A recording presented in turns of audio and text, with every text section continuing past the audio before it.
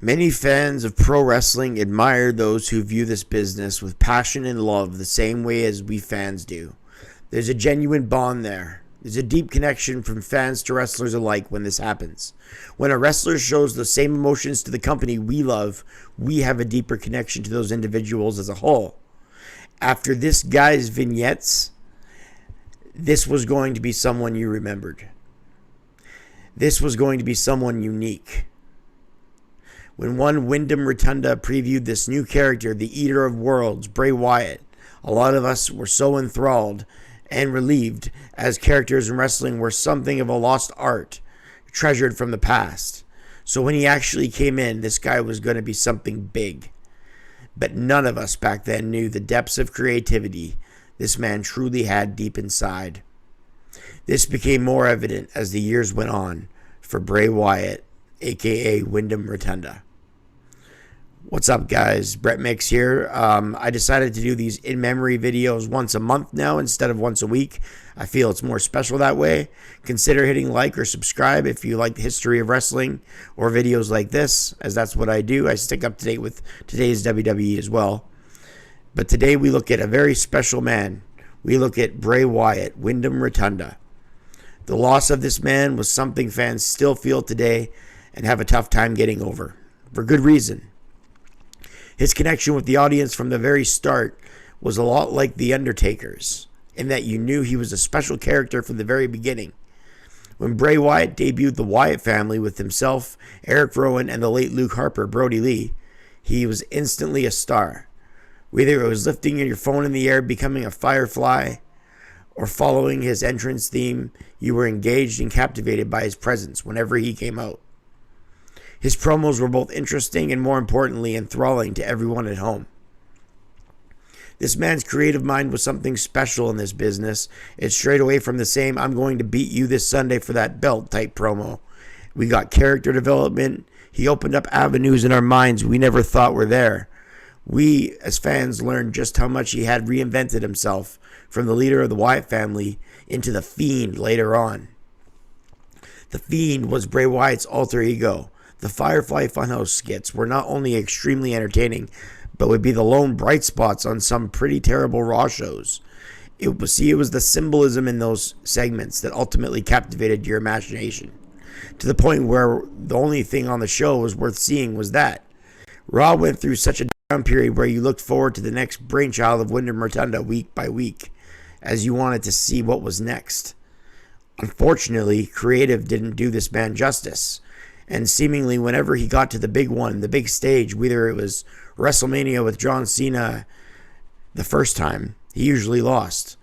Or overseas versus Goldberg, a man much older, just a few minutes. Or Hell in a Cell with Seth Rollins, sustaining so much injury but not winning. This was relevant because it was a testament to how resilient Bray Wyatt was. Because not only did he come right back from those situations, but he remained as over as ever despite the bad booking. Where most stars in that situation would crumble, Bray only got more entertaining and more interesting every time he reinvented himself. You couldn't take other characters seriously in promos after losing so many big matches. But with Wyatt, you remained glued to your television asking what was next. He did ultimately get to the top, but his time up there, much like his life, were tragically cut short. Rotunda had a huge list of accomplishments at the WWE, but most people remember him for the mark he left on the company. The diverse creative mind he had for the industry as a whole. The passion and love he had for it. This guy who wanted to come to work and have fun. This is another thing that made him so lovable. There are really no words to describe this man's level of passion and creativity for the business as a whole, but he was born into it, as Rotunda was a third-generation wrestler, following in the footsteps of his grandfather, Black Jack Mulligan, his father, Mike Rotunda, IRS, his uncles, Barry and Kendall Windham. His younger brother, Taylor, is also a wrestler, Bo Dallas. Bray had a hard time dealing with the death of other Wyatt family member, Luke Harper, a.k.a. Brody Lee, who died a day after Christmas back in 2020. He took to social media calling Luke Harper his Terry Gordy. You saw the heart Bray Wyatt, Windham Rotunda, had and how much it shook him. Having a big heart is something extra the fans got to know about Rotunda, and having a big heart is ultimately what did him in when tragedy struck. Bray Windham tragically died while still being at the top. Not many former WWE champions have died this way while being at the top or a big name in the company when they pass it, unfortunately. Windham did. Just that tragedy struck on August 23rd, 2023 and made that concrete. He was 2 months and 7 days older than just myself. Windham Rotunda, Bray Wyatt, amazingly, was just 36 years old. A proud father of 4, 3 daughters with 2 wives, Rotunda died of a heart attack while asleep at his home in Claremont. He also had a son. His death was announced by WWE's Chief Content Officer Triple H, following a phone call he had received from Rotunda's father. Rotunda had been dealing with an undisclosed illness since February, which was reportedly life-threatening. Just days before his death, reports were published stating that he was making progress in his recovery. Shortly after his death, it was revealed that the illness was COVID-19, which had exacerbated a pre-existing heart condition. He had been hospitalized for a heart issue 1 week before his death and was advised to wear a defibrillator. However, he was not wearing the defibrillator at the time of his death. Defibrillators are devices that apply an electric charge or current to the heart to restore a normal heartbeat. If the heart rhythm stops due to a cardiac arrest, a defibrillator may help it start beating again. And tragically, this device, as police later found, was left in Rotunda's car. The August 25th episode of SmackDown honored both Rotunda and Terry Funk, who had died 1 day before Rotunda. The show opened with a 10-bell salute for the pair. Per WWE tradition, all on-screen talent stood at the top of the entrance ramp during the salute.